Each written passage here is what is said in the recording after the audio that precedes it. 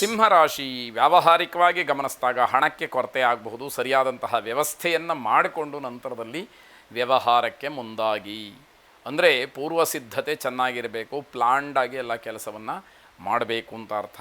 ವಿದೇಶ ಪ್ರಯಾಣಕ್ಕೆ ಹೋಗಬೇಕು ಅಂತ ಹೇಳಿ ಆಲೋಚನೆ ಮಾಡಿರ್ತಕ್ಕಂಥವ್ರಿಗೆ ಬಹಳ ಶುಭವಾದಂತಹ ದಿವಸ ಇದು.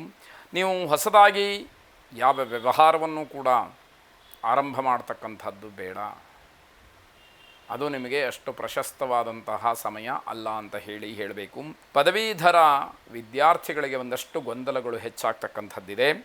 ಅವಕಾಶವನ್ನು ಮುಂದಿಟ್ಟುಕೊಂಡು ಯೋಚನೆ ಮಾಡಿ ಫಲ ಇಲ್ಲ, ಸರಿಯಾದಂತಹ ನಿರ್ಧಾರ ಮಾಡಬೇಕು. ಯಾವುದೋ ಅವಕಾಶ ಇದೆ, ನಾನು ಯೋಚನೆ ಮಾಡಿ ತಿಳಿಸ್ತೀನಿ ಅಂತ ಹೇಳಿದರೆ ಅದು ನಿಮ್ಮನ್ನು ಕಾಯೋದಿಲ್ಲ.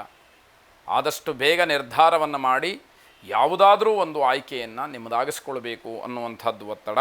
ವಿಷ್ಣು ಸಹಸ್ರನಾಮವನ್ನು ಪಾರಾಯಣ ಮಾಡಿ, ಶ್ರವಣ ಮಾಡಿ, ಅದರ ಫಲ ನಿಮಗೆ ಅಗತ್ಯ ಇರತಕ್ಕಂತಹ ಕ್ಷೇತ್ರಕ್ಕನುಗುಣವಾಗಿ ಶುಭ ಫಲವಾಗಿ ಪರಿವರ್ತನೆ ಆಗಲಿ, ಶುಭವಾಗಿ.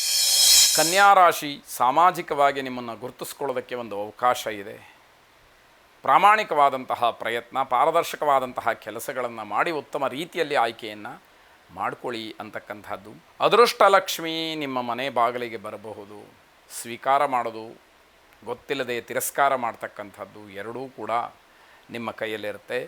ಹಣದ ಅನುಕೂಲವಾಗ್ತಕ್ಕಂತಹ ಸಾಧ್ಯತೆ ಹೆಚ್ಚಾಗಿದೆ. ರಾಜಕೀಯದಲ್ಲಿರ್ತಕ್ಕಂತಹ ಯುವಕರಿಗೆ ಹೆಚ್ಚಿನ ಪ್ರೋತ್ಸಾಹ ಸಿಕ್ಕುವಂತಹ ದಿವಸ. ಮನೆಯಲ್ಲಿ ಹಲವಾರು ವಿಚಾರಗಳಿಗೆ ಭಿನ್ನಾಭಿಪ್ರಾಯಗಳೇ ಇರುತ್ತೆ. ಪ್ರತಿಯೊಂದು ಮನೆಯಲ್ಲೂ ಇರುವಂಥದ್ದೇ, ಆದರೆ ಸರಿಯಾದಂತಹ ತಿಳುವಳಿಕೆ ಇದ್ದು ಚರ್ಚೆ ಮಾಡಿ ನಿರ್ಧಾರಗಳನ್ನು ಮಾಡುವಂಥದ್ದು ಬಹಳ ಒಳ್ಳೆಯದಾಗಿರುತ್ತೆ.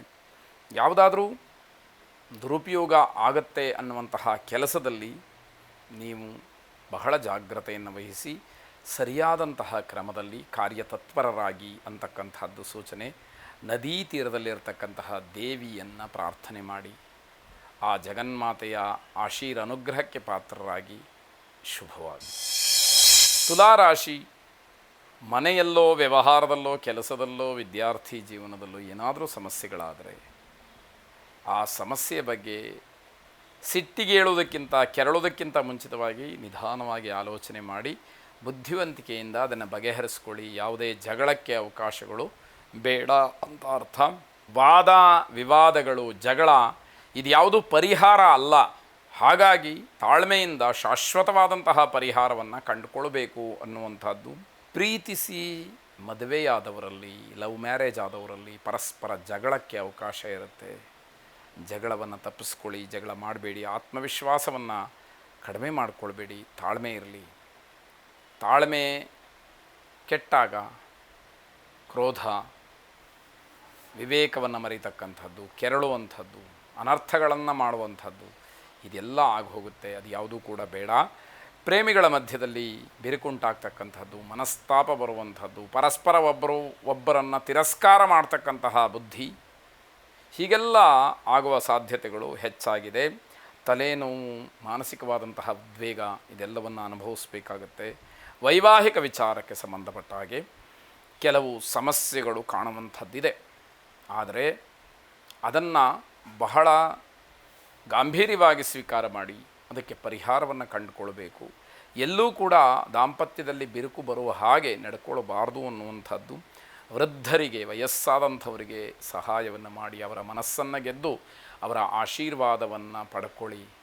ಅವರು ನಿಮಗೆ ಒಳ್ಳೆಯದಾಗಲಿ ಅಂತ ಹೇಳಿಬಿಟ್ರೆ ನಿಮ್ಮಲ್ಲಿರತಕ್ಕಂತಹ ಭಿನ್ನಾಭಿಪ್ರಾಯಗಳು ದೂರವಾಗಿ ಐಕ್ಯಮತ್ಯ ಅಂತಕ್ಕಂಥದ್ದು ನಿಮಗೆ ಬರಬಹುದು, ಶುಭವಾಗಿ. ವೃಶ್ಚಿಕ ರಾಶಿ ಹೆಚ್ಚಿನ ರಕ್ತದೊತ್ತಡ ಸಮಸ್ಯೆ ಇರತಕ್ಕಂಥವರಿಗೆ ತೊಂದರೆಯಾಗುವಂತಹ ಸಾಧ್ಯತೆ. ಆರೋಗ್ಯದ ಬಗ್ಗೆ ತುಂಬ ಕಾಳಜಿಯನ್ನು ವಹಿಸಬೇಕಾದಂಥದ್ದು. ಸರ್ಕಾರಿ ಕೆಲಸದಲ್ಲಿ ತುಂಬ ಅಡಚಣೆಗಳಾಗುತ್ತೆ. ಸರ್ಕಾರಿ ನೌಕರಿಯಲ್ಲಿರ್ತಕ್ಕಂತಹ ಸ್ತ್ರೀಯರಿಗೆ, ಮಾತೆಯರಿಗೆ ಶುಭವಾರ್ತೆ ಎನ್ನುವಂಥದ್ದಿದೆ. ನಿಮ್ಮ ಮನಸ್ಸಿಗೆ ಯಾವುದು ಆನಂದವನ್ನು ತರುತ್ತೋ ಅಂತಹ ವಾತಾವರಣ ನಿಮ್ಮ ಪರವಾಗಿ ಈ ದಿವಸ ಇರುತ್ತೆ ಅನ್ನುವಂಥದ್ದು. ಅದಕ್ಕಿಂತ ಸಂತೋಷ, ತೃಪ್ತಿ, ನೆಮ್ಮದಿ ಇನ್ನೇನು ಬೇಕು ಅನ್ನುವಂಥದ್ದು.